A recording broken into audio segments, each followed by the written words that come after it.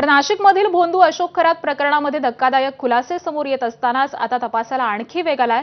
आधीच गंभीर आरोपांना सामोरं जात असलेल्या खरात विरोधामध्ये आणखी 3 पीडित महिलांनी पुढे येत तक्रार नोंदवण्याची तयारी दर्शवली आहे। त्यामुळे या प्रकरणाची व्याप्ती ही आणखीन वाढलेली असून तपास यंत्रणांना महत्त्वाचे धागेदोरे मिळण्याची शक्यता आहे। या तिन्ही महिलांना विश्वासामध्ये घेऊन त्यांची वेगवेगळ्या ठिकाणी गोपनीय पद्धतीने चौकशी करण्यात येते।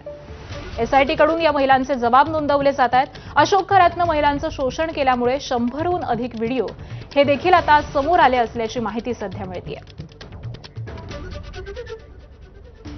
भोंदू अशोक खरातनं अटकेच्या 3 दिवसाआधी शिर्डीतल्या एका प्रसिद्ध हॉटेलमध्ये राज्यातील 3 मोठ्या प्रशासकीय अधिकाऱ्यांसोबत बैठक घेतल्याची माहिती समोर आली आहे। विनोद नामक एका व्यक्तीनं या बैठकीचं नियोजन केलेलं होतं। 3 अधिकाऱ्यांपैकी एक अधिकारी हा मुंबई विभागातील असल्याचं देखील आणि त्याचे अशोक खरातशी आर्थिक व्यवहार असल्याची माहिती सूत्रांनी दिली आहे। त्यामुळे एसआयटी चौकशीमध्ये या अधिकाऱ्यांचा भांडाफोड होणार का हे पाहावं लागेल।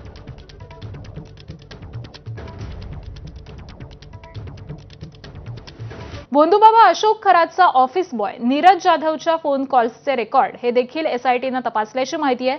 नीरज जाधव खरातचे निरोप हा महिलांना पोहोचवत असल्याची माहिती सूत्रांनी दिलेली आहे। नीरज जाधव फोकस प्रॉपर्टीमध्ये येणाऱ्या महिलांच्या संपर्कामध्ये होता अशी देखील माहिती ही विश्वसनीय सूत्रांनी दिली आहे आणि त्यामुळे नीरज जाधवचे देखील कारनामे हे आता समोर येण्याची शक्यता आहे।